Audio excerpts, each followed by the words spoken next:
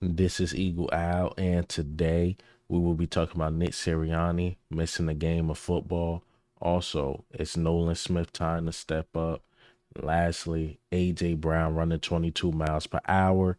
But let's get straight into it.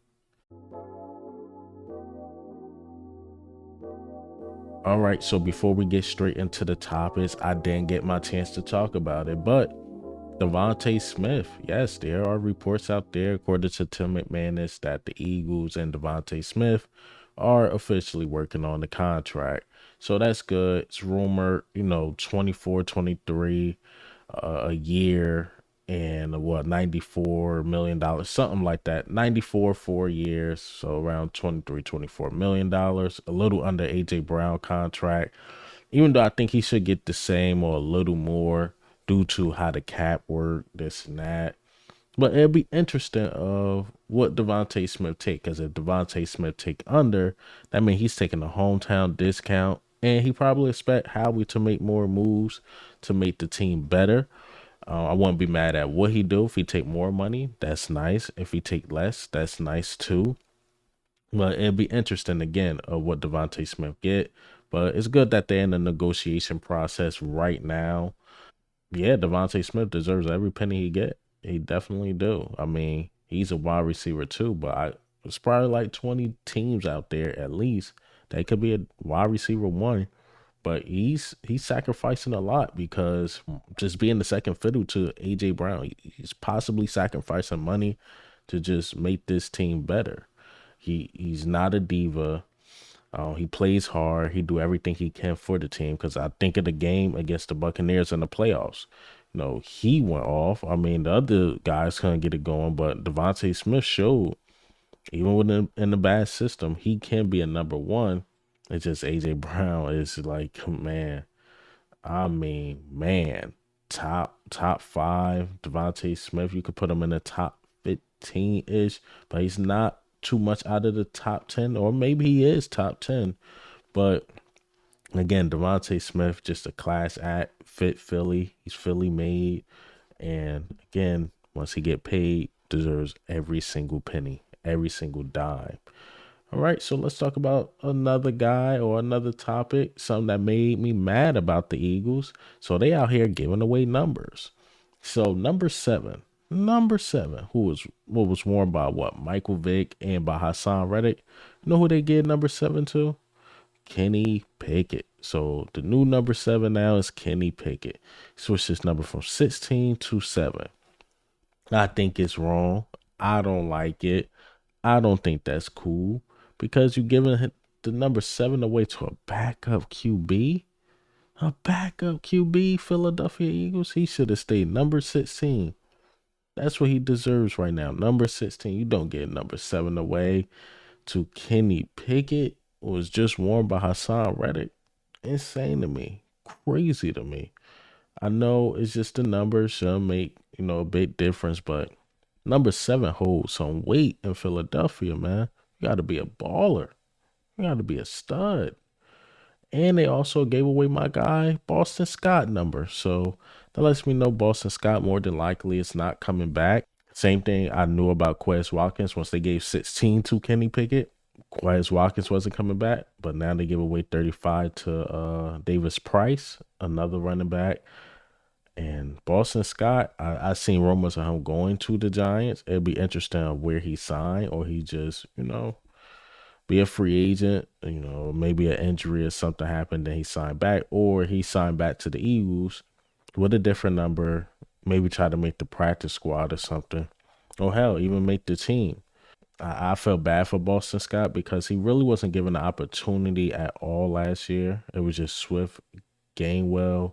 They used Boston Scott here and there, and Boston Scott showed spurts, but maybe the Boston Scott experiment is over. We don't need him for special teams. Now you got Isaiah Rodgers who can do that. You don't need him as a running back because now you got Saquon and Kenneth Gainwell, and you can just draft somebody. Remember last year, I believe Boston Scott was making the most money as far as running backs, which sound crazy. So I wish Boston Scott nothing but luck, man, out there in the market. All right, so let's get into the topics. AJ Brown, man. AJ Brown is running 22 miles per hour.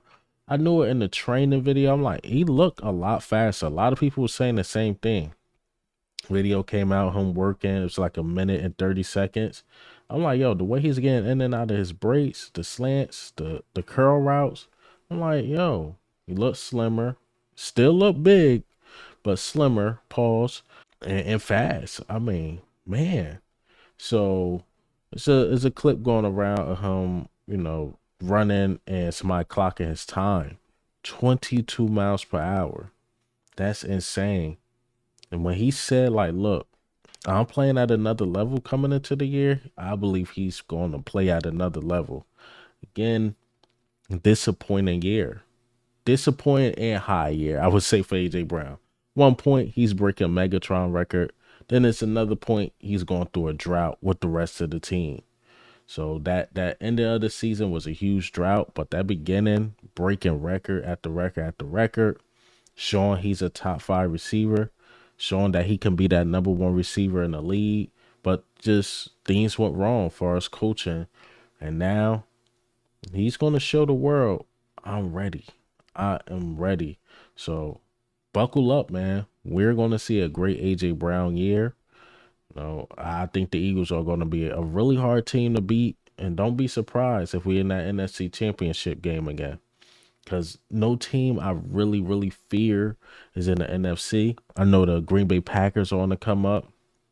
Dallas, not sure what's going on there. Look like a clown show. Still 49ers are still there. Atlanta is going to get better, but are they better than us? I don't think so. NFC West, again, 49ers.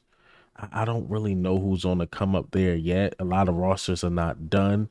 You again, the Packers, Dallas, don't know. Atlanta, okay, but Bucks, I don't know. Baker Mayfield, can you lead a team? I'm telling you, Eagles with good coaching is up there, man. We up there. And speaking of coaching, Nick Sirianni posted on Instagram, missing it. He's missing football. He got a couple pictures of him, like, I guess, yelling on the field. A picture of him with Jalen Hurts. He's missing a game of football. Now, I can't wait to see Nick Sirianni and these guys back. I can't wait to hear some football news. I'm happy we having mini camp and stuff. Because usually around that time, there's really nothing to talk about. But now, Eagles are coming into the season with a different mindset. You got different coaches. Got the old school coaches and Vic Fangio. Let's see how he coached this defense. You got Kellen Moore, who's a vet. See how he coached his offense. And Nick Sirianni, again, it's missing football, just like the fans. Just like the fans. So I can't wait to see what Nick Sirianni and these dudes bring.